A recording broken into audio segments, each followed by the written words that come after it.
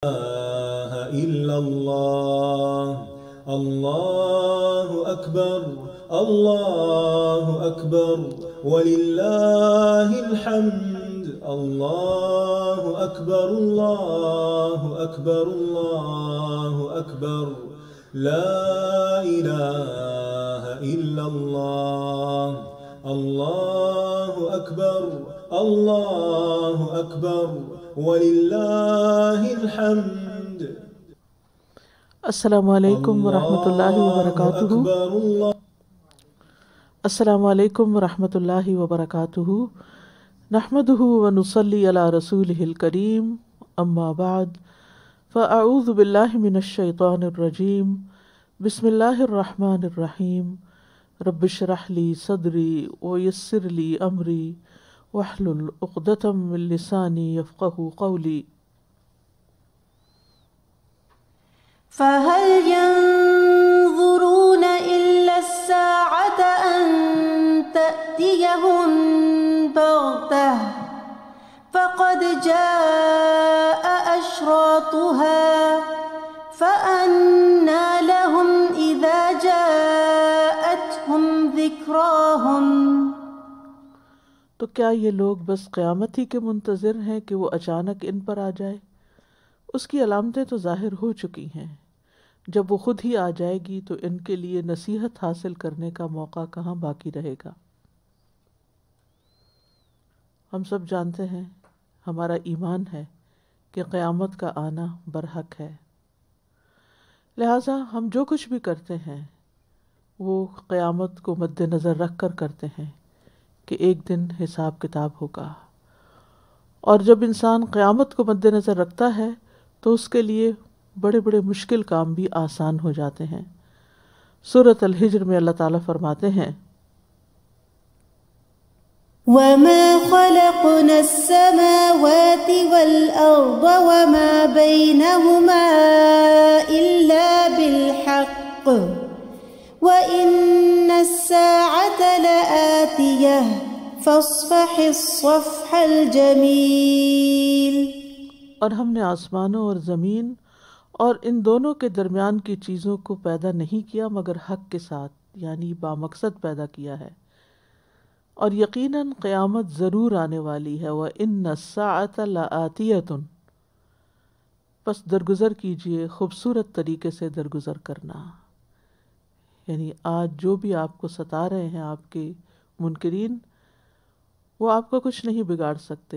بس آپ صبر کے ساتھ اپنا کام کرتے جائیے اور ان کے انجام کا معاملہ اللہ پہ چھوڑ دیجیے. اللہ نے ایک دن بنایا ہے جب ہر ایک کو اس کے کیے کا بدلہ مل جائے گا. تو اس آیت میں دو باتیں ہیں بنیادی طور پر. ایک تو یہ کہ آسمان و زمین کی تخلیق برحق ہے. اللہ نے ان کو عبث اور باطل پیدا نہیں کیا جیسے کہ منکرین کا خیال ہے. حق کے ساتھ پیدا کیا جو اللہ ہی کی طرف سے ہے، یعنی اللہ ہی کا فیصلہ ہے اور اللہ ہی ان کا خالق ہے، اور پھر وہی عبادت کے لائق بھی ہے. اور جس طرح یہ مخلوقات نظر آتی ہیں اور اللہ کی پیدا کی ہوئی ہیں، اسی طرح ایک دن قیامت بھی اللہ تعالیٰ برپا کر دے گا. جس طرح اس نے ہر چیز کو بنایا ہے اسی طرح وہ ان چیزوں کو فنا بھی کر سکتا ہے. اور وہ دن فنا کا دن قیامت کا دن ہوگا، جس کے بعد ایک نئی زندگی شروع ہوگی اور پھر انسانوں کو ان کا بدلہ دیا جائے گا. جو شخص دنیا میں اپنا حق وصول نہ کر سکا وہ قیامت کے دن اپنا حق پا لے گا. اور عمومی طور پر ہم دیکھتے ہیں کہ لوگوں کی دی ہوئی اذیتوں پہ صبر کرنا بہت مشکل کام ہے. تو یہاں پر نبی صلی اللہ علیہ وسلم کو تلقین کی جا رہی ہے کہ جب قیامت کا آنا برحق ہے تو اذیت کے مقابلے پر صبر کر لیجئے، ان لوگوں سے اچھے طریقے سے معاملہ کیجئے، ان سے ناراض نہ ہوں اور نہ ہی اس پر غم اور غصہ کریں یہاں تک کہ اللہ تعالیٰ آپ کے اور ان کے درمیان فیصلہ کر دے. اور یہاں پر لفظ استعمال ہوا ہے الصفح الجمیل. اس سے مراد ہے گناہ پہ غلطی پر مواخذہ نہ کرنا اور ناراضگی کا اظہار کیے بغیر گناہ کرنے والے سے چشم پوشی کر لینا، گویا اس نے کچھ کیا ہی نہ ہو.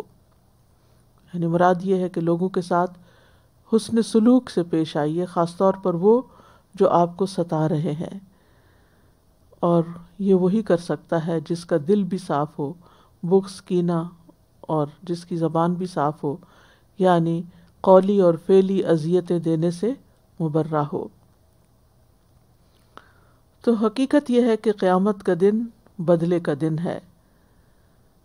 رسول اللہ صلی اللہ علیہ وسلم نے فرمایا کہ اللہ قیامت کے دن بندوں کو اکٹھا کرے گا، یا یہ فرمایا کہ لوگوں کو برہنہ جسم بے ختنہ بے زور جمع کرے گا، بے زر و پر، یعنی کہ بغیر کسی وسیلے کے، وسائل کے۔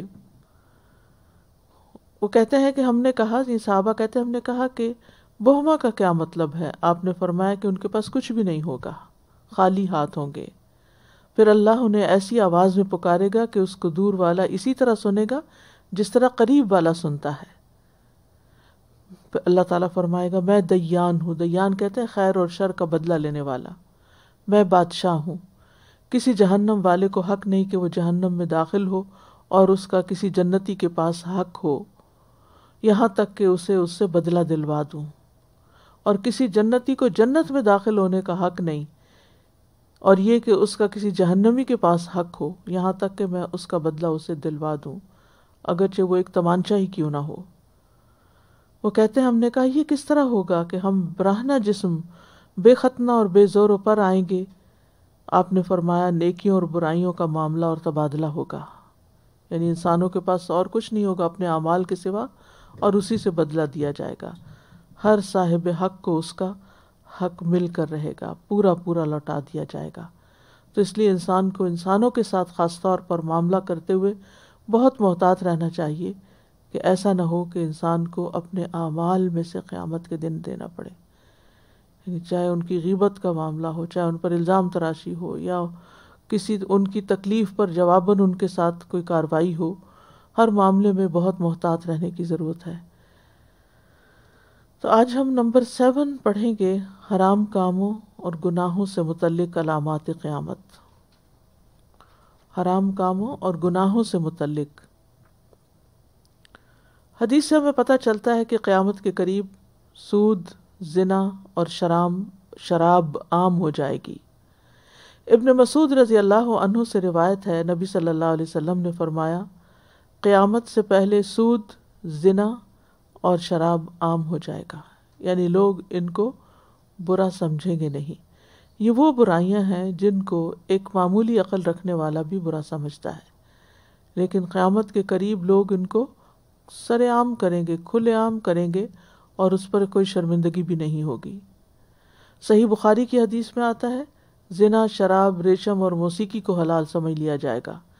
نبی صلی اللہ علیہ وسلم نے فرمایا ان قریب میری امت میں ایسے لوگ پیدا ہوں گے جو زنا، ریشم، شراب اور باجوں کو حلال سمجھیں گے، یعنی میوزیکل انسٹرومنٹس کو، اور یہ لوگ پہاڑ کے دامن میں رہائش رکھیں گے۔ چرواہے ان کے مویشی چرانے کے لیے صبح و شام لائیں گے اور لے جائیں گے۔ اس وقت ان کے پاس کوئی فقیر اپنی حاجت لے کر آئے گا تو کہیں گے اب جاؤ کل ہمارے پاس آنا، تو اللہ انہیں رات کو ہی ہلاک کر دے گا اور پہاڑ کو ان پر گرا دے گا، اور باقی کو قیامت کے دن تک بندروں اور خنزیروں کی شکل میں مسخ کر دے گا۔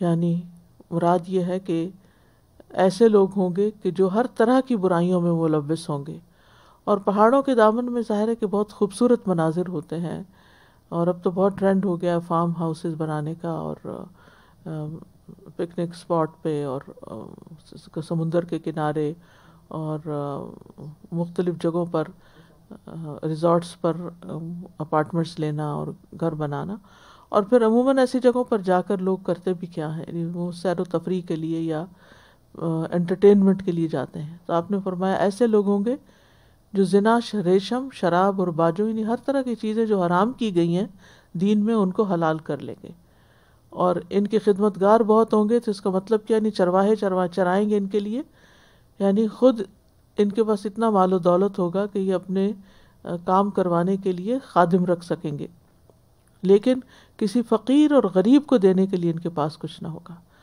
تو جن لوگوں کو بھی اللہ نے کچھ دے رکھا ہے انہیں اس بات سے ڈرنا چاہیے کہ اگر وہ اپنے مال میں سے ضرورت مندوں کا اور سوالی کا حق نہیں نکالتے تو کہیں ایسا نہ ہو کہ ان کے مال سمیت وہ ہر چیز ان کی تباہ و برباد ہو جائے۔ پھر ایک اور حدیث سے پتہ چلتا ہے کہ شراب کا نام بدل کر پیا جائے گا تاکہ کوئی گلٹ بھی نہ رہے۔ سلسلہ صحیحہ کی حدیث ہے، حضرت عائشہ رضی اللہ تعالیٰ عنہ روایت کرتی ہیں کہ میں نے رسول اللہ صلی اللہ علیہ وسلم کو فرماتے ہوئے سنا، پہلی چیز جسے اسلام سے اوندھا کر کے گرا دیا جائے گا، جس طرح برتنوں کو اوندھا کر کے گرا دیا جاتا ہے، وہ شراب ہے، یعنی اس کے بارے میں اسلام کے حکم کی پرواہ نہیں کی جائے گی، یعنی اٹ ڈزنٹ میٹر، کچھ نہیں ہوتا۔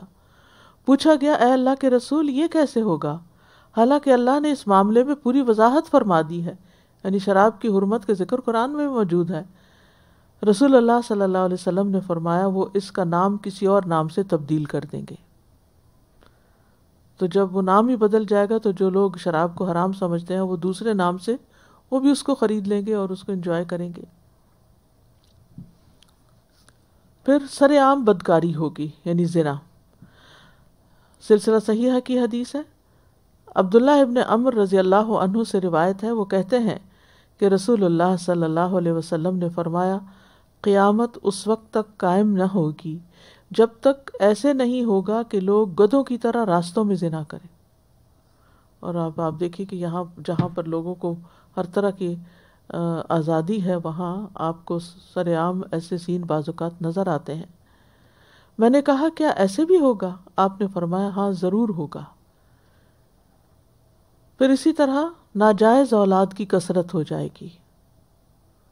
میمونہ رضی اللہ عنہا سے مروی ہے، وہ کہتی ہیں کہ میں نے رسول اللہ صلی اللہ علیہ وسلم کو فرماتے ہوئے سنا، میری امت اس وقت تک خیر پر رہے گی جب تک اس میں ناجائز اولاد کی کثرت نہ ہوگی، اور جب اس میں ناجائز اولاد کی کثرت ہونے لگے تو پھر وہ وقت قریب ہوگا جب اللہ کا عذاب ان سب کو گھیر لے گا، یعنی پھر امت پر عذاب آنا شروع ہوگا۔ اور اس میں آپ دیکھیے کہ ضروری نہیں کہ سر عام زنا ہو، لیکن یہ کہ چوری چھپے اور حتیٰ کہ شادی شدہ کپلز بھی اس قسم کے غلط کام کریں گے، اور آف اینڈ آن اس طرح کی خبریں آتی رہتی ہیں۔ اللہ سبحانہ وتعالیٰ سب کو محفوظ رکھے۔ اور آپ دیکھیے کہ زنا جو ہے اپنی جگہ قباحت ہے ہی، اور اللہ سبحانہ وتعالیٰ نے اس کو فواحش میں سے قرار دیا ہے اور فرمایا لا تقربوا الزنا، زنا کے قریب بھی نہ جاؤ۔ لیکن اس کے ساتھ ساتھ یہ بھی دیکھنا چاہیے کہ زنا کے نتیجے میں جو بچہ پیدا ہوتا ہے اس پر کتنا بڑا ظلم ہے کہ دنیا میں اس کا کوئی رشتہ ہی نہیں، نہ اس کا کوئی خالہ ہے، نہ اس کی کوئی خالہ ہے، نہ پھپھی ہے، نہ چچا ہے، نہ ماموں ہے، نہ کوئی اس کا لیگل باپ ہے، آ جا کے جس نے پیدا کیا ایک ماں ہی رہ جاتی ہے، باقی نہ اس کا کوئی بہن بھائی ہے، یعنی اس کا کیا سٹیٹس ہے۔ اور جن لوگوں کو پتہ نہیں ہوتا وہ تو ٹھیک ہے، لیکن جن بچوں کو یہ پتہ چل جاتا ہے کہ وہ حرام کی اولاد ہیں، خود ان کی زندگی کتنے بڑے مسئلے کا شکار ہو جاتی ہے۔ تو اس لیے جس چیز کو اللہ تعالیٰ نے حرام قرار دیا اس کو حرام ہی سمجھنا چاہیے۔ پھر صحیح الجامع صغیر کی روایت ہے کہ گانے کے آلات اور گانے والیاں عام ہو جائیں گی۔ سہل بن سعد سے روایت ہے کہ نبی صلی اللہ علیہ وسلم نے فرمایا آخری زمانے میں لوگوں کی شکلیں بگڑیں گی، یعنی مسخ کر دیا جائے گا، انہیں دھنسایا جائے گا، خسف ہوگا، ان پر سنگ باری کی جائے گی، قذف ہوگا، یعنی آسمان سے پتھر برسیں گے۔ جب گانے بجانے کے آلات ظاہر ہو جائیں گے اور گانے والیاں بھی عام ہوں گی تو پھر اس طرح کی سزائیں بھی لوگوں کو ملیں گی، اور شراب حلال سمجھ لی جائے گی۔ عموماً یہ ساری چیزیں ساتھ ساتھ آتی ہیں، عورت، گانا بجانا، شراب۔ سنن ابن ماجہ کی روایت ہے، ابو مالک اشعری رضی اللہ عنہ سے، وہ کہتے ہیں کہ رسول اللہ صلی اللہ علیہ وسلم نے فرمایا میری امت میں سے کچھ لوگ شراب پیئیں گے، وہ اس کا نام بدل کر کوئی اور نام رکھ لیں گے، ان کے سروں پر گانے والیاں ساز بجا کر گانے سنائیں گی، یعنی شراب کی مجلسیں ہوں گی اور مجلس کے اندر ہی گانے والیاں ہوں گی۔ اللہ انہیں زمین میں دھنسا دے گا اور ان میں سے بعض کو بندر اور خنزیر بنا دے گا، تو ایسے وقت سے ڈرنا چاہیے کہ اللہ سبحانہ تعالیٰ دنیا میں ہی سزا دے اور رسوا کر دے، لہٰذا کھلے اور چھپے ان برائیوں سے بچنے کی ضرورت ہے۔ پھر اسی طرح عورتوں کے لباس کی عریانی کے بارے میں فرمایا، صحیح مسلم میں ہے، ابو ہریرہ کہتے ہیں کہ رسول اللہ صلی اللہ علیہ وسلم نے فرمایا، آگ والوں کی دو قسمیں ہیں جنہیں میں نے نہیں دیکھا، یعنی بعد کے زمانے میں آئیں گی۔ ایک قسم تو وہ ان لوگوں کی ہے جن کے پاس بیلوں کے دموں کی طرح کوڑے ہیں، یعنی موٹے موٹے کوڑے ہیں، جس سے وہ لوگوں کو مارتے ہیں، یعنی ظالم حکمران ہیں۔ اور دوسری قسم ان عورتوں کی ہے جو لباس پہننے کے باوجود ننگی ہیں، چاہے وہ ٹائٹ ہے، چاہے وہ سی تھرو ہے، وہ مائل ہونے والیاں ہیں، یعنی مردوں کی طرح مائل ہوں گی اور دوسروں کو مائل کرنے والی ہیں، یعنی مردوں کو یا اور دوسری عورتوں کو اپنی طرف اٹریکٹ کریں گی۔ اور اس لیے اس قسم کے لباس کا مقصد یہی ہوگا کہ دوسرے انہیں خاص طور پر دیکھیں۔ ان عورتوں کے سر بختی اونٹوں کی طرح ہوتے ہیں، یعنی اوپر سے ہیئر سٹائل بھی ایسا ہوتا ہے کہ سر کے اوپر ایک اوپر اٹھی ہوئی چیز نظر آئے، جیسے اونٹ کی کوہان ہوتی ہے نا، سر بھی ہوتا ہے اور ایک کوہان ہوتی ہے، تو اسی طرح کوہان جو ہے وہ گردن پر ہوتی ہے، تو ان کے بھی سر جو ہیں ان کے علاوہ ان کی گردنوں پر اونچے اٹھے ہوئے جوڑے وغیرہ ہوں گے۔ وہ عورتیں جنت میں داخل نہیں ہوں گی، نہ ہی جنت کی خوشبو پا سکیں گی۔ جنت کی خوشبو اتنی اتنی مسافت سے محسوس کی جا سکتی ہے۔ اس میں بعضوں کا سوال یہ پیدا ہوتا ہے کہ کیا بال نہیں باندھے جا سکتے؟ بال باندھے جا سکتے ہیں، لیکن ان کے اندر پیڈنگ رکھنا، ان کے اندر بالوں کے ساتھ بال جوڑنا، یا ان کے اندر مصنوعی چیزیں رکھ کر ان کو بہت اونچا کر لینا، یا خاص طور پر توجہ مبذول کرنے کے لیے یا لوگوں کو دکھانے کے لیے یا ایک فیشن کے طور پر ایسا لباس پہننا جو ہے یہ ناپسندیدہ ہے۔ جہاں تک اپنے بالوں کو رول کرنے کا تعلق ہے، گرمی کی وجہ سے یا بالوں کو گردن سے اٹھانے کے لیے اگر کوئی کلپ یا کوئی ہیئر کیش لگا لیا جاتا ہے یا کچھ تو کوئی حرج نہیں، لیکن انسان جب گھر سے باہر نکلتا ہے یا نہ ایسی جگہ پہ جاتا ہے جہاں نان محرم ہے تو وہاں ایسے نہ لباس پہنے اور نہ ہی ایسی زیب و زینت اختیار کرے کہ جس کی وجہ سے دوسروں کی توجہ اس کی طرف مبذول ہو۔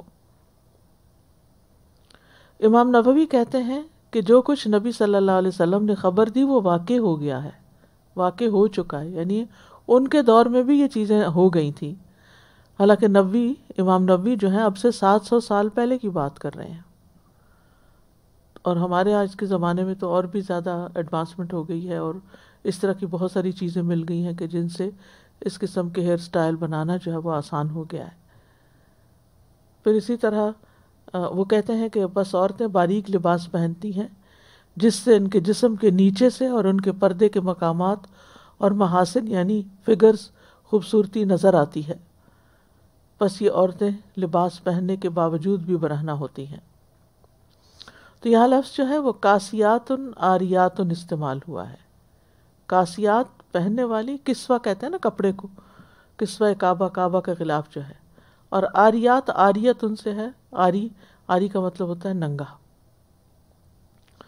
تو اس میں 4 چیزوں کا احتمال ہے۔ نمبر 1 یہ کہ لباس چھوٹا ہو، جیسے بعض کا ٹراؤزر پہنے جاتے ہیں تو وہ ٹخنوں سے کافی اونچے آدھی پنڈلیوں تک ہوتے ہیں، یعنی خواتین ایسے ڈریس پہنتی ہیں، یا اسکرٹ پہنتے ہیں اور وہ اسکرٹ کافی اونچی ہوتی ہے تو چھوٹا لباس۔ اسی طرح بلاؤز پہنتے ہیں تو اس میں پیٹ اور کمر ننگی ہو رہی ہے، یا بازو کا ڈریس پہنتے ہیں تو سلیو لیس یا ہاف، تو یہ سارا بھی ننگا ہونے میں آتا ہے۔ تو یہ نمبر 1 یہ ہے کہ چھوٹا لباس، یعنی ایسا لباس پہننے کے باوجود بھی انسان یوں نظر آئے جیسے کچھ پہنا ہی نہ ہو،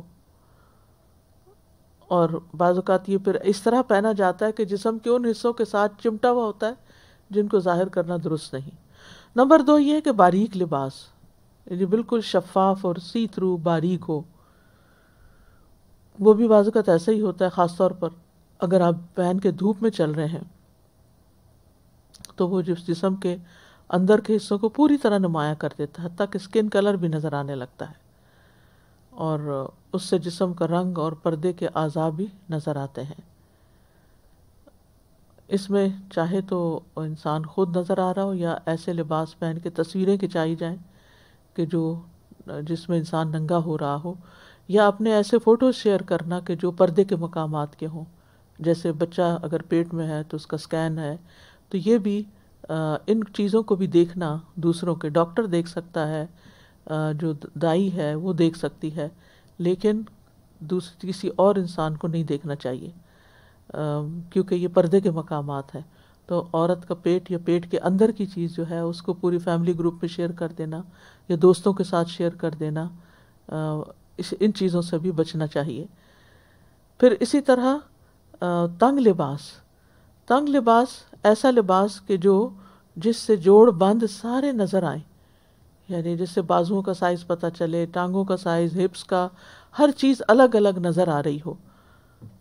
اور نمبر 4 فیشن کے طور پہ پھٹا ہوا لباس پہننا، یعنی آپ نے دیکھا ہوگا کہ ایسے نئے کپڑوں کو خاص طور پر جلا کے یا کاٹ کے پھاڑ کے پہنا جاتا ہے، اور یہ پچھلے دنوں کافی زیادہ فیشن آ گیا تھا۔ بلکہ ایک دفعہ مجھے ایک فیکٹری میں جانے کا اتفاق ہوا جو جینز بناتی تھی، تو وہاں میں نے ان کو لباس بنا کے پھر اس کو گھساتے ہوئے دیکھا کہ جس سے وہ پھٹ جائے وہ ایریا، اور اس میں بعض اوقات شرم والے حصے اور ڈھانپنے والے حصے جو ہیں وہاں سے لباس پھٹا ہوتا ہے، اور بعض تو خود کینچی سے کاٹ کر ایسا لباس پہنتے ہیں۔ یہ ساری ہوچی حرکتیں ہیں لوگوں کی توجہ مبذول کرنے کی، اور ان چیزوں سے بچنا چاہیے۔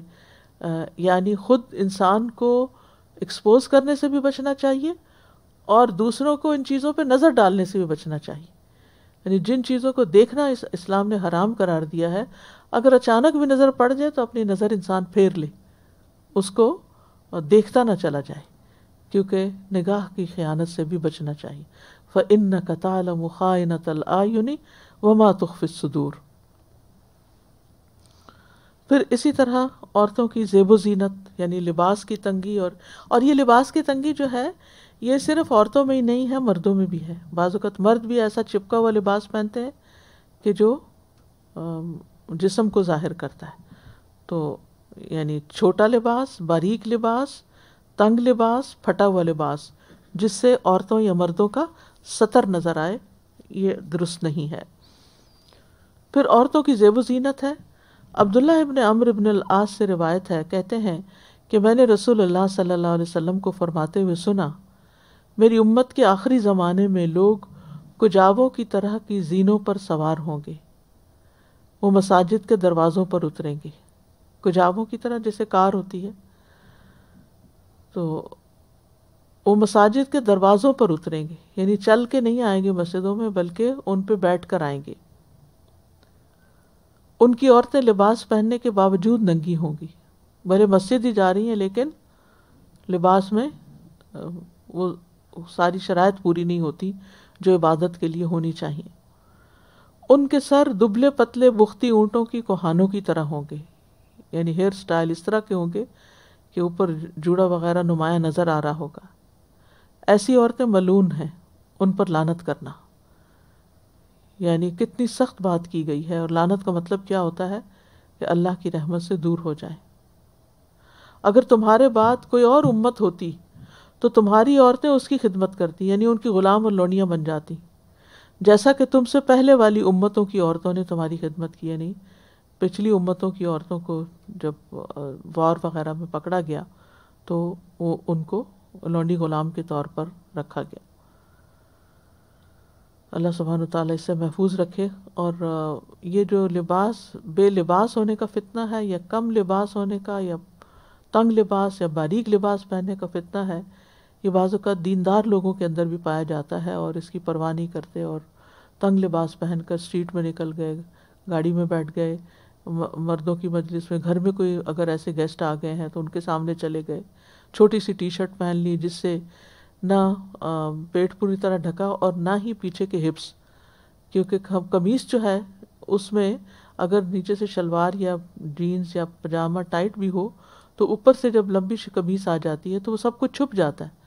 لیکن جب انسان شرٹ پہن لیتا ہے، چھوٹی شرٹ پہن لیتا ہے، ایک تو مردوں سے مشابہت ہوتی ہے، دوسرا یہ ہے کہ یہ گھٹنوں تک کا حصہ جو ہے یہ عورت کا بھی، عورت کو سوائے مجبوری کے نہیں دیکھنا چاہیے، کوئی علاج ہو یا کوئی ایسی ضرورت پیش آئے کہ کہ جس میں دیکھنے کی مجبوری ہو تو اور بات ہے، ورنہ حت الوسع انسان اپنی نظر بچائے. اور اس طرح انسان صرف اپنے آپ کو گناہ گار نہیں کرتا تنگ لباس پہن کر اور چھوٹا لباس پہن کر، بلکہ دوسروں کو بھی گناہ گار کرتا ہے. یعنی جو دیکھنے والے ہوتے ہیں ان کی نگاہیں بھی حرام چیز کو دیکھ رہی ہوتی ہیں اور فتنے میں مبتلا ہوتی ہیں، اور بعض اوقات دوسروں کے لیے اٹریکشن کا باعث بنتی ہیں. پھر سیاہ خضاب لگانا، یعنی بلیک کلر لگانا بالوں میں. ابن عباس سے روایت ہے، کہتے ہیں سنن نبی داؤد کی روایت ہے یہ، رسول اللہ صلی اللہ علیہ وسلم نے فرمایا آخری زمانہ میں ایک قوم ہوگی جو کہ سیاہ خضاب لگایا کریں گے، جیسے کبوتروں کے سینے ہوتے ہیں، چمکتا ہوا کالا رنگ. وہ لوگ جنت کی خوشبو بھی نہیں پائیں گے. یہ تو آپ کو معلوم ہوگا کہ خضاب لگانا یا کلر لگانا جائز ہے، صرف جیٹ بلیک کلر لگانا درست نہیں ہے، اس سے مختلف لگانا چاہیے. اور پھر والدین کی نافرمانی بہت عام ہو جائے گی، یعنی حرام کام ہے نا، کیونکہ ان اللہ حرم علیکم عقوق الامہات، تو چونکہ ٹاپک چل رہا ہے حرام کاموں کا تو اس لیے یہاں پر اس کا بھی ذکر آ گیا ہے. نبی صلی اللہ علیہ وسلم نے فرمایا جب لونڈی اپنا آقا جنے گی تو یہ قیامت کی نشانیوں میں سے ہے، یعنی اولاد جو ہے وہ ماں باپ پر اپنا حکم چلائے گی. اس کا ایک اور معنی یہ بھی کیا گیا ہے کہ غلامی ختم ہو جائے گی. تو یہ تھا یعنی موضوع نمبر 7، ٹاپک نمبر 7، کہ جس میں حرام چیزوں کے بارے میں اور گناہوں سے متعلق علامات قیامت کا ذکر تھا. اب آپ میں سے کوئی مزید کچھ ایلیبوریٹ کرنا چاہے کسی حدیث کو، یا کوئی بات کرنا چاہے، کوئی ریفلیکشنز ہو.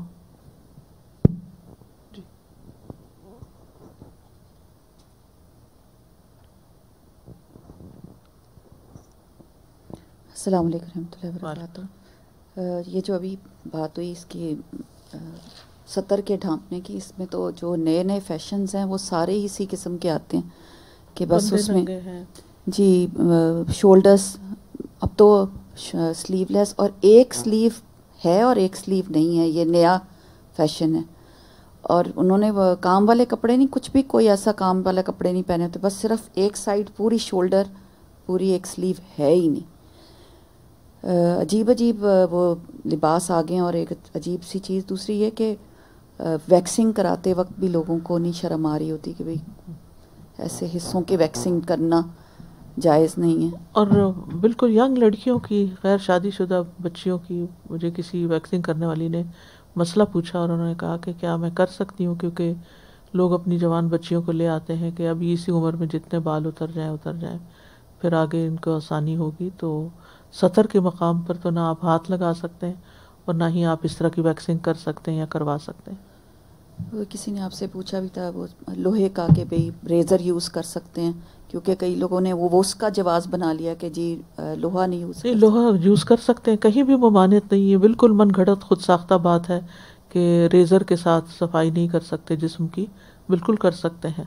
حدیث میں لفظ آتا ہے حلق الآنہ. الحمدللہ.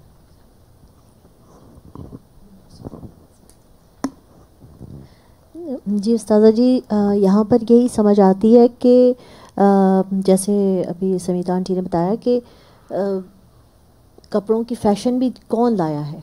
عورتیں خود اگر اپنے آپ کی شرم و حیا کا خیال نہیں رکھیں گی اور بڑھ چڑھ کر آگے کہیں گی کہ میں یہ پہن کر پھر ٹی وی پہ بھی دکھاؤں اینڈ اپنی ماڈلنگ بھی کروں اینڈ موویز میں بھی آؤں، تو یہ عورت ہی تو آ رہی ہے. بالکل. اور مردوں کے لیے کتنا فتنہ ہے، کتنا مشکل ہے، مردوں کے لیے اتنا مشکل ہے. اور آپ دیکھیں جتنی بھی ایڈز بنتی ہیں، جتنی بھی ایڈورٹائزمنٹ بنتی ہے، آدمی کو ننگا نہیں دکھایا جاتا اتنا جتنا عورت کو ہاف نیکڈ دکھاتے ہیں تو وہ چیز بکتی ہے. تو عورت نے اپنے آپ کو اتنا چیپ کر دیا، اتنا ایزی ٹو سیل کر دیا کہ اس کے لیے ہر چیز اوکے ہے. گاڑی بیچ لو، سگریٹ بیچ لو، کوئی بھی چیز، کرسی، میز، کھانا، اس پہ عورت دکھا دیتے ہیں. بیکاز عورت نے اپنے آپ کو اتنا سستا کر دیا مال کہ اٹس اوکے، میں کچھ بھی پہنوں یا نہ پہنوں، بس مجھے ڈزنٹ میٹر. استاذہ جی جیسے یہی فیشن کی بات ہے، یہاں پہ ایک بہت ہے لوکل، کافی اچھی ویل نون، تو مجھے ان کے پاس جانے کا اتفاق ہوا تو میں نے ان سے یہ بات کی. میں نے کہا دیکھیں آپ لوگ تو ٹرینڈ سیٹرز ہیں, تو آپ لوگوں کو تھوڑا سا دھیان رکھنا چاہیے اس بات کا نا کہ نہ اس طرح کی کریں. تو استاذہ جی اس نے قسم کھا کے وہ خاتون کہہ رہی تھی, اور اس نے مجھے دکھائے, کہنے لگی دیکھیں ہمارے سب ڈریسز سلیوز کے ساتھ آتے ہیں, لیکن جب آتی ہیں لڑکیاں ٹرائی کرتی ہیں اور پھر کہتی ہیں کہ سلیوز اتار دیں یا چھوٹی کر دیں یا کچھ کر دیں. And she ڈڈ show me that کہ ہم تو کوشش ہماری طرف سے ہوتی ہے لیکن اب لینے والے نہیں لیتے. جی بالکل.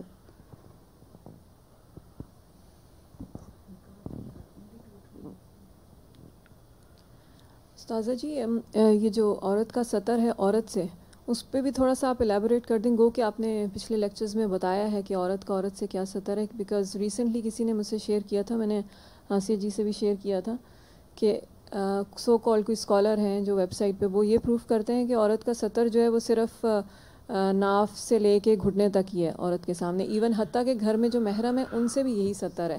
تو یعنی کہ you can go topless in front of your محرم, اس طرح کی باتیں, یعنی کہ دین کے سرکل میں, یعنی کہ وہ اس کو دین ویب سائٹ پہ وہ ایک چیز ہے جو حرام کے درجے میں آتی کہ اس ایریے کو تو کسی کے سامنے کھولنا مکمل حرام ہے, اور ایک ہے حیا کے درجے میں آتی ہے کہ جس میں عورت کی بریسٹ ہے, اس کے کندھے ہیں, اس کی باقی بیوٹی ہے.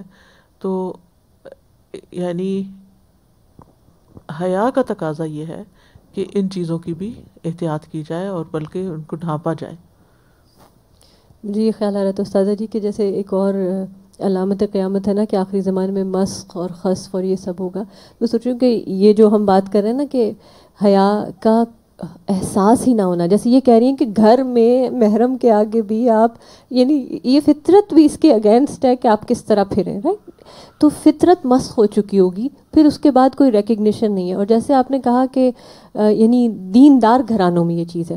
اب کسی چیز پہ جو عوام الناس لیول پہ, ایک تو ہوتا ہے ٹھیک ہے بہت زیادہ ہر سوسائٹی میں ایک اسمال پرسنٹیج ہوتی ہے جو ہمیشہ فیشن کے بہت ایکسٹریم اینڈ پہ ہوتے ہیں, لیکن the vast majority follows what's on the media.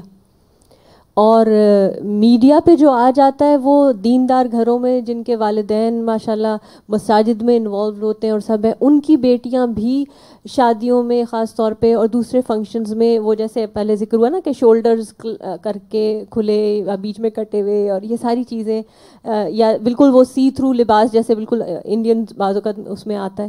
تو یہ چیزیں ایکسیپٹیبل کیسے ہو گئی مجھے یہ سمجھ نہیں آتی. بعض اوقات یہ حیرت ہوتی ہے کہ living in a Muslim country, جیسے ہم کبھی تو وزٹ پہ جاتے ہیں, وہ بہت بڑے بڑے بل بورڈز پہ کسی میٹرس کا ایڈ ہے جس پہ ایک خاتون کو انہوں نے لٹایا ہوا ہے, اور ایک حیران کن حد تک جو ہے نا ہر کانٹور ان کا جسم کا واضح ہے, جہاں سے لاکھوں گاڑیاں یعنی پر ڈے پر ویک گزر رہی ہوتی ہیں. تو مجھے یہ خیال آتا ہے کہ آخر ہمارے مسلم معاشروں میں تو اتنے لوگ دین کا علم رکھنے والے ہیں, اتنے ماشاءاللہ مرد حضرات مساجد جانے والے ہیں, وہ خود اپنی بیویوں اور بیٹیوں کو کیا اس سے نہیں روک سکتے, یا ان کو بھی ریکگنیشن نہیں ہے؟ کیونکہ یہ احادیث ایسا تو نہیں ہے کہ کسی نے سن نہیں رکھی, بس بے حسی ہو جاتے ہیں. ایمان کی کمزوری ہے کہ منکر کو کہتے ہیں نا کہ جب منکر کو دیکھو تو اپنے ہاتھ سے بدلو, اگر نہیں تو زبان سے, اور اگر ورنہ دل میں برا سمجھو. اور یہ ایمان کا کمزور ترین حصہ ہے, اور اس کے بعد تو پھر ایمان ہی نہیں رہتا. جہاں حیا نہیں وہاں ایمان ہی نہیں.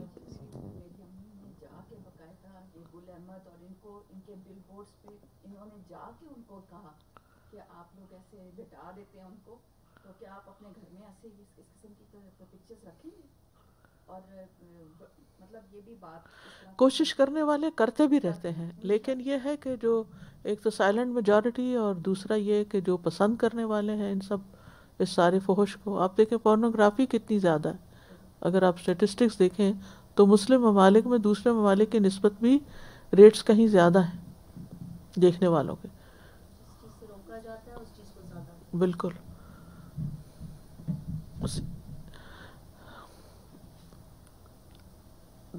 تلاوت فہل ینظرون کی تلاوت.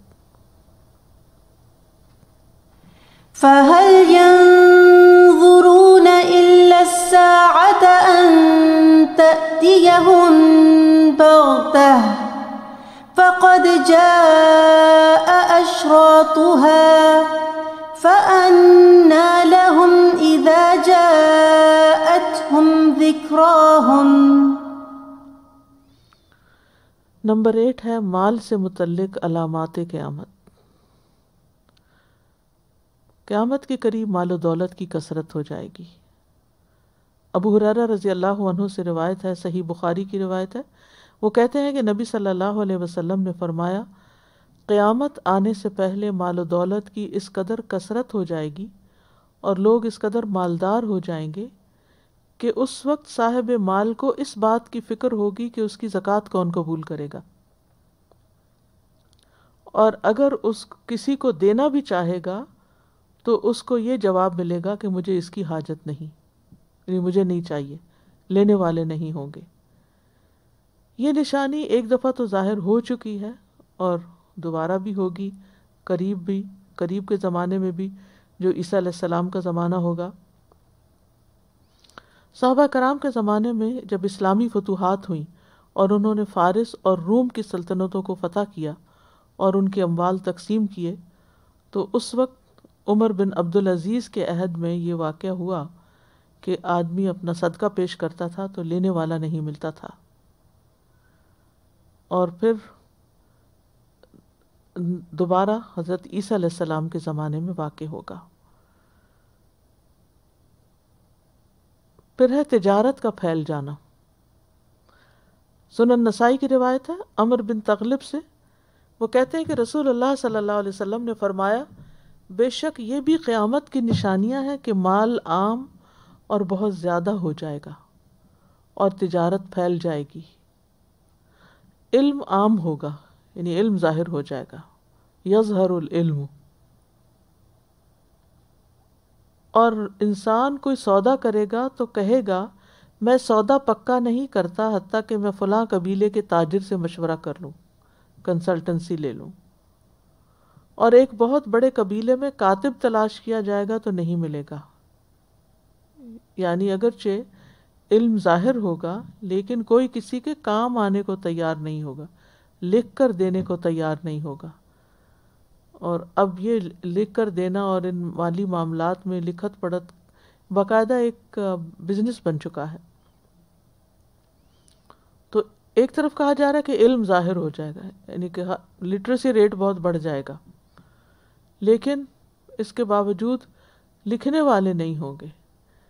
اس سے یہ بھی مراد ہو سکتی ہے کہ قلم سے لکھنا جو ہے وہ ختم ہو جائے گا، کیونکہ ہر کوئی گیجٹس کے اوپر لکھ رہا ہے، اور بعض اوقات جو سالڈ ایک تحریر کاغذ کے اوپر ہوتی ہے اور اس کے اوپر دستخط کے ساتھ کوئی ایگریمنٹ کیا جاتا ہے، اس کی ویلیو کچھ اور ہوتی ہے بنسبت اس کے کہ ہر چیز ڈیجیٹل ہو.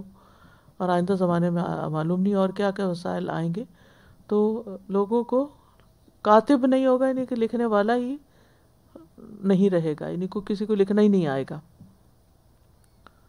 تو بہت دفعہ ایسے بھی علم والے ہوتے ہیں جو صرف زبانی کلامی بات قرآن حفظ کر لیتے ہیں، احادیث یاد کر لیتے ہیں، زبانی بہت کچھ جانتے ہوتے ہیں لیکن لکھ نہیں سکتے.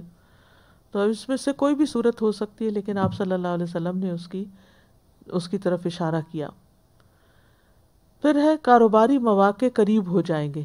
اب یہ جو دنیا گلوبل ولیج بن چکی ہے، آپ یہاں بیٹھ کے چائنا سے آرڈر کر لیں کوئی چیز، امیزون سے، دنیا کے کسی بھی حصے سے کوئی چیز منگوانا چاہیں آپ کے قدموں میں حاضر ہو جائے گی. گھر بیٹھ کر لوگ تجارت کر رہے ہیں. ابو ہریرہ رضی اللہ عنہ سے روایت ہے کہ رسول اللہ صلی اللہ علیہ وسلم نے فرمایا قیامت اس وقت قائم ہوگی جب فتنے ظاہر ہوں گے، یعنی زیادہ فتنے ہو جائیں گے، جھوٹ عام ہو جائے گا، منڈیاں قریب ہو جائیں گی، یعنی مارکیٹس قریب ہو جائیں گی. اب اس میں آپ دیکھیے، آپ جس وقت کوئی چیز سرچ کرتے ہیں، علی بابا پہ سرچ کریں کوئی ایک آئٹم، تو آپ دیکھیں گے کہ کہاں کہاں کتنی ورائٹی اور کتنی آپشنز آپ کے سامنے آئیں گی. اگر آپ کو یہی گھوم پھر کر ایک شہر سے دوسرے شہر یا ایک علاقے سے دوسرے علاقے میں جانا پڑے تو آپ کا کتنا وقت ضائع ہوتا ہے. اور اب آپ صرف ایک کلک کے اوپر کبھی ایک ویب سائٹ کھولتے ہیں تو کوئی یورپ میں سامان ملے گا آپ کو، اور دوسری کھولیں تو امریکہ میں ملے گا، اور تیسری کھولیں تو ایشیا میں ملے گا. یعنی ہیں فزیکلی دور دور لیکن وہ قریب ہو جائیں گی. سبحان اللہ، کیسی کیسی حکمت کی باتیں آپ صلی اللہ علیہ وسلم نے کی ہیں، اور اس سے بھی آگے معلوم نہیں اور کتنا قریب ہوگی.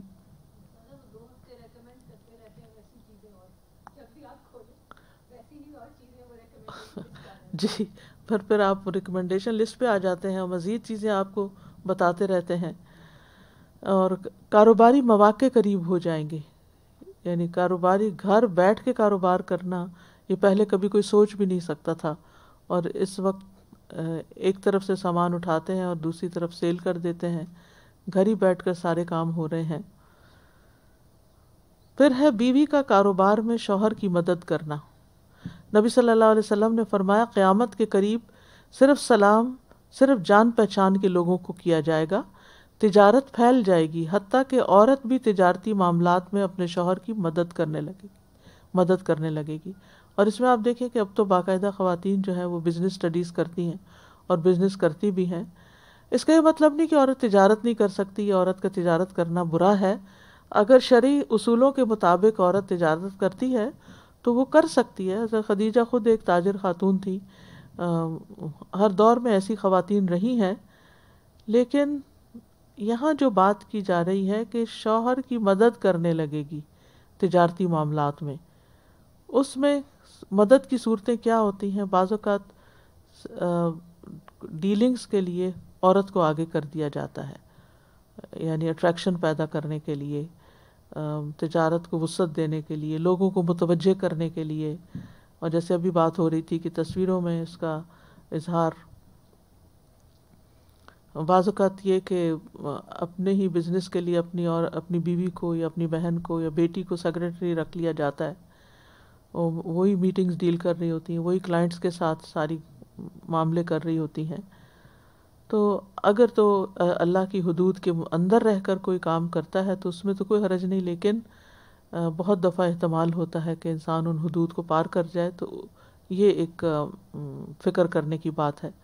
پھر اسی طرح کاروبار کے لیے لگائے جانے والے بینرز اور فلیکس اور یہ ساری چیزیں، اشتہارات میں عورت کا استعمال، عورت کے ذریعے کاروبار کو وسعت دینا، بہت ساری غیر شرعی چیزیں جو ہیں وہ سامنے آتی ہیں. اور بنیادی طور پر تو یہ ہے کہ شرم و حیا کا جنازہ اٹھ گیا ہے ایک طرح سے. اور اگر عورت کو صرف استعمال کیا جا رہا ہے، ایک تو ہے عورت کا تجارت کرنا، کام کرنا، وہ تو الگ بات ہے، لیکن ایک ہے عورت کو ابیوز کرنا، اس کو استعمال کرنا، صرف یعنی چند پیسوں پر اس کے حسن کو خرید لینا، جیسے بھی بات ہوئی کہ بہت سستا کر دیا عورت نے اپنے آپ کو. تو یہ ساری چیزیں جو ہیں یہ ممنوعات میں سے ہیں جن سے بچنے کی ضرورت ہے. پھر ہے حلال و حرام کی تمیز ختم. آپ کچھ کہنا چاہتی ہیں؟ مائک دے دیجیے پیچھے.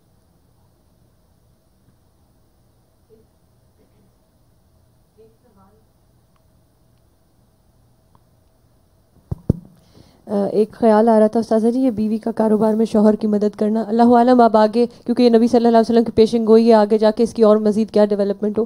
لیکن in a small fraction of cases ایسا بھی دیکھا گیا ہے کہ بعض اوقات بیویاں شوہروں کے ساتھ کاروبار شروع کرتی ہیں.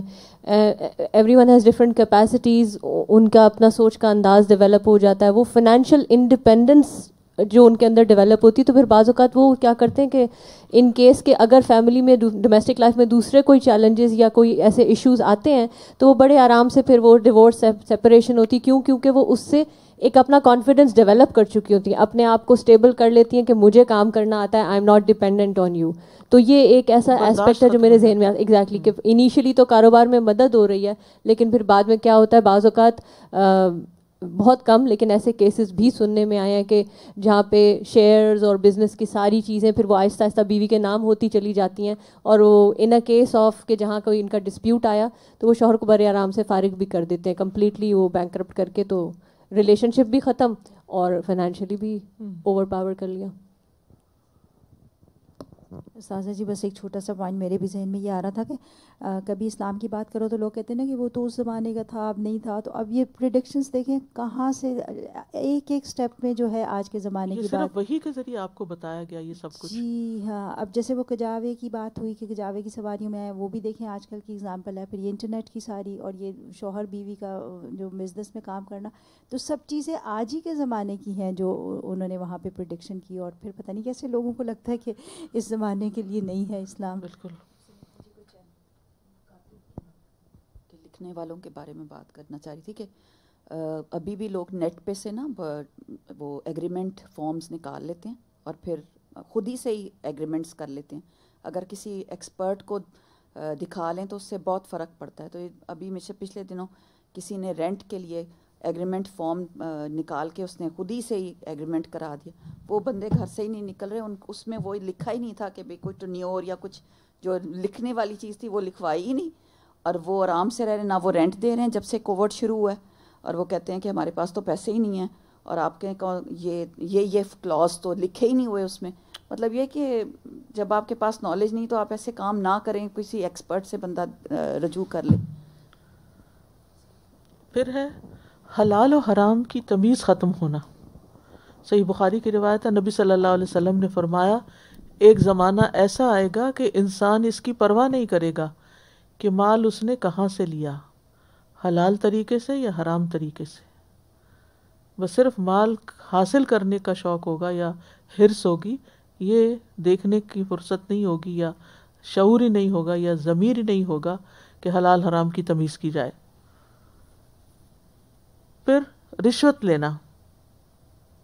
ابو امامہ کہتے ہیں کہ نبی صلی اللہ علیہ وسلم نے فرمایا جس نے اپنے کسی بھائی کی سفارش کی پھر اس پر کوئی ہدیہ دیا, یعنی اس نے کوئی کام کر دیا پھر اس پر اس کو گفٹ دیا, اور اگر اس نے اسے قبول کر لیا تو وہ سود کے دروازوں میں سے ایک بڑے دروازے میں داخل ہو گیا. یعنی کسی کی مدد کر کے کسی کے کام آ کر اس سے پھر اس کا ہدیہ یا اس کی قیمت وصول نہیں کرنی چاہیے, یعنی جو فی سبیل اللہ ہے. یہ ہے کہ اگر پہلے سے کانٹریکٹ میں کہ میں یہ آپ کا کام کروا دوں گا اور اس پر مجھے اتنے پیسے چاہیے ہوں گے کیونکہ اس میں میری یہ اور یہ محنت ہے, تو وہ اور بات ہے. لیکن فری کام کرنے کے دینے کی بات کرنا اور پھر اس پر کچھ وصول کرنا درست نہیں. پھر اسی طرح آپ صلی اللہ علیہ وسلم نے فرمایا, سلسلہ صحیحہ کی حدیث ہے کہ قیامت سے پہلے سود عام ہو جائے گا. اب اس میں ہمارے لیے سبق کیا ہے کہ ہم اپنی آمدنی کے ذرائع پر غور کریں کہ وہ رشوت کا مال نہ ہو, سود کا مال نہ ہو, حرام چیزیں بیچ کر کمائی نہ کی جائے, اپنی جاب میں اپنی امانت پوری کی جائے. کیونکہ جو حلال کھاتا ہے اللہ سبحانہ تعالیٰ اس کے معاملات کو آسان کر دیتے ہیں, اس کی ڈائریکشن کو درست رکھتے ہیں, اس کی زندگی میں حلال کی برکت نظر آتی ہے. اور جو حرام کھاتا ہے وہ کہیں نہ کہیں سے اس کی خرابی نکل آتی ہے. آپ صلی اللہ علیہ وسلم نے سود کا عام ہونا قیامت کی نشانی بتائی ہے. اور آج کے دور میں کئی ایسے کاروبار شروع ہو چکے ہیں جو سراسر اور واضح طور پر سود میں آتے ہیں, لیکن لوگ اس کی پرواہ نہیں کرتے. اور اسی طرح بعض اوقات کوئی شخص سود سے بچنے کی بھی کوشش کرتا ہے تو بہت سے مقامات پر الجھنیں پیش آ جاتی ہیں. اسی طرح بعض چیزیں خریدنے پر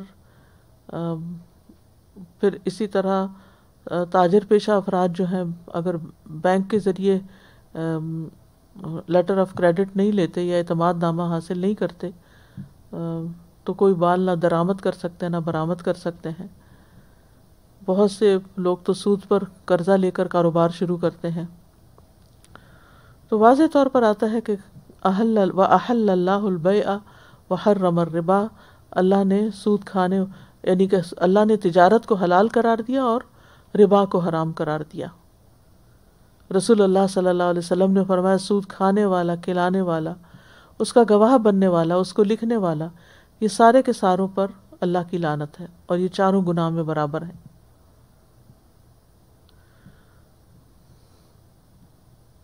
تو یہ بہت ڈرنے کی بات ہے اور بہت احتیاط کی ضرورت ہے کہ جس چیز کی طرف آپ نے توجہ دلائی ہے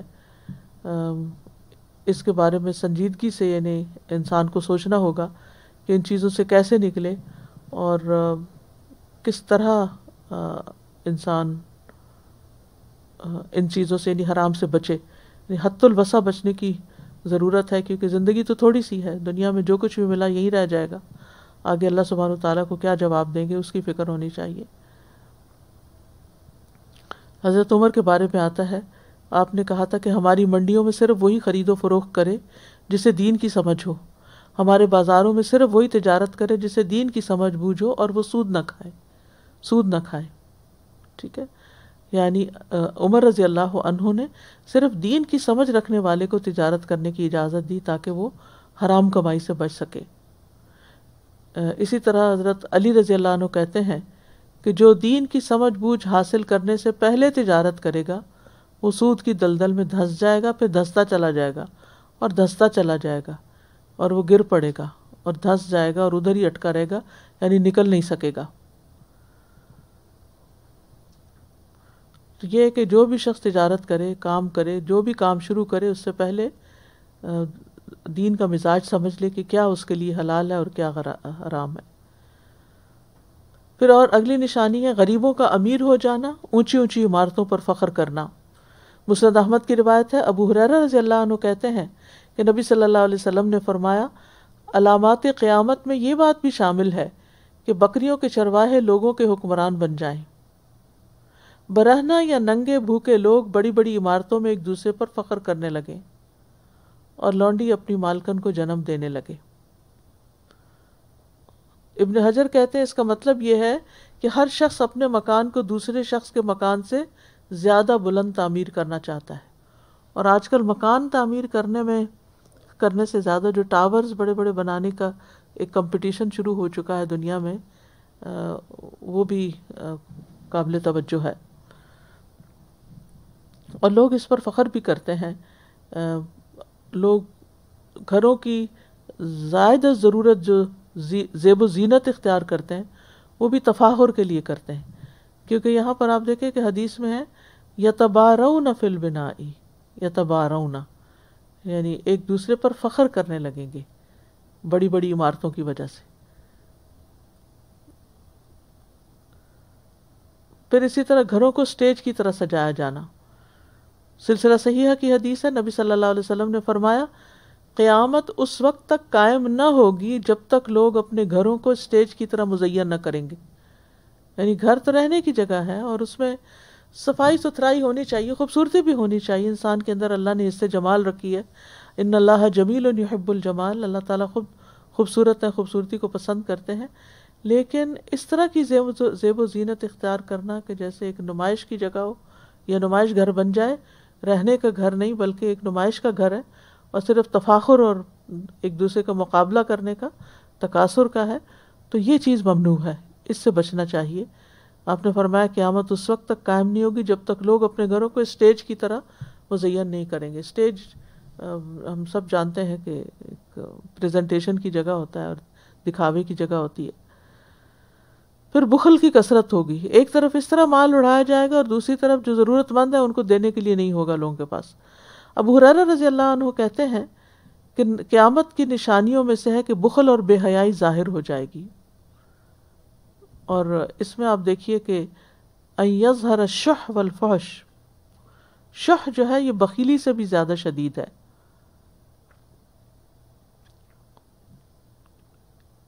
یعنی انسان اپنے مال میں بخیلی کرتا ہے، لیکن ایک ہے بخل کرنا، کسی کو نہ دینا، اور ایک یہ ہے کہ جو اس کی چیز نہیں اس پر حریص ہو جانا کہ وہ بھی میری ہو جائے، یہ شح ہے۔ پھر کھانے پینے، پہننے اور سواریوں پر توجہ بہت ہو جائے گی۔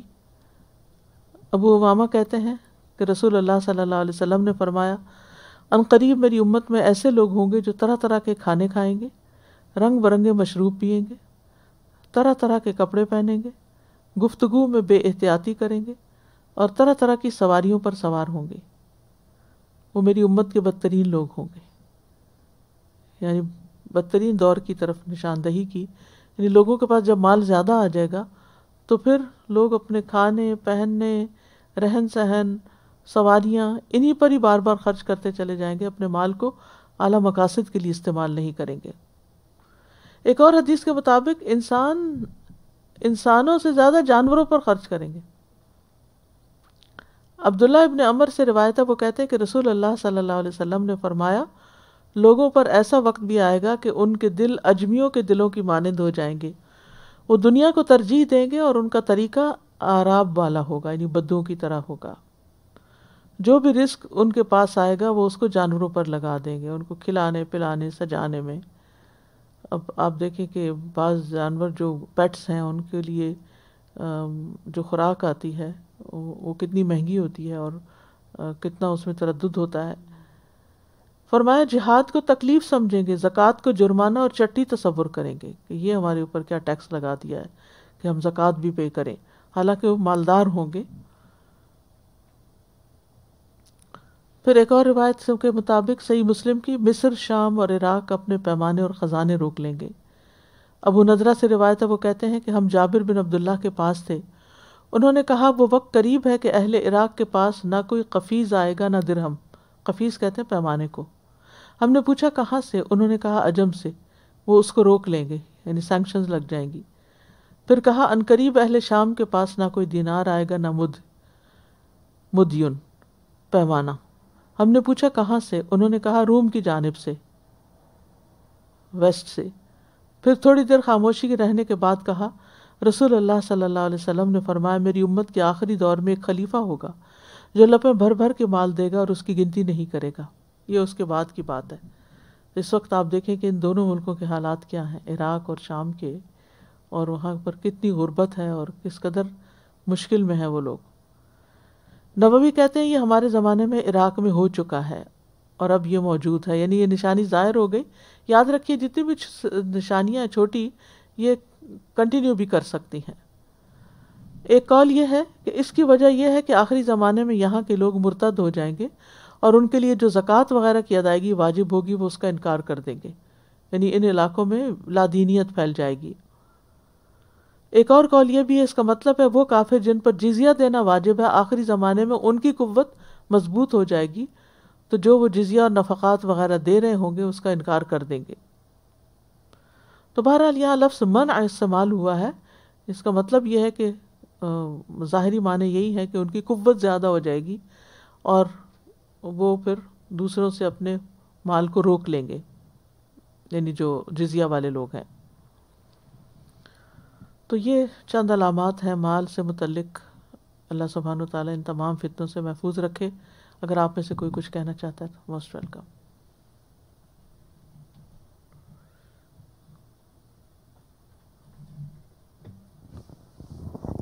ایک اور آفٹر تھاٹ تھی استاذہ جی، جیسے پچھلی کلاس میں شاید کسی ایک بات پہ آپ نے کہا تھا کہ یہ جتنی علامات کی ذکر ہے not all of them can or should be perceived as negative, کہ ضروری نہیں ہے کہ ہر چیز بری ہی ہو. تو میں سوچ رہی ہوں کہ وہ ایک پرسیپشن جس کے میں نے اگزامپل دیا تھا کہ بیوی کاروبار میں شوہر کی مدد کرے گی، اس کے ساتھ کیا اس میں اس کو ایک نیگیٹو چیز کے طور پہ آئیڈینٹیفائی کیا گیا؟ نہیں. تو جیسے میں نے اس کی شرح میں شروع میں ہی کہا تھا کہ عورت تجارت کر سکتی ہے، اس کے لیے حرام نہیں ہے، منع نہیں ہے، لیکن شرعی اصولوں کو سامنے رکھتے. وہ کیا اصول ہیں؟ سب سے پہلے یہ کہ اس کے اپنے بنیادی فرائض پورے ہو رہے ہیں، یعنی بحیثیت ایک عورت کے ماں یا بیٹی یا بہن جو بھی ہے اس کا اسٹیٹس اس وقت، وہ اس کی ذمہ داریاں کیسے پوری کرے. پھر اسی طرح کہ اگر اس کا لین دین مردوں کے ساتھ ہے تو ان حدود کو کتنا فالو کرے، حجاب کی پابندیوں کے بارے میں کتنا لحاظ ہے.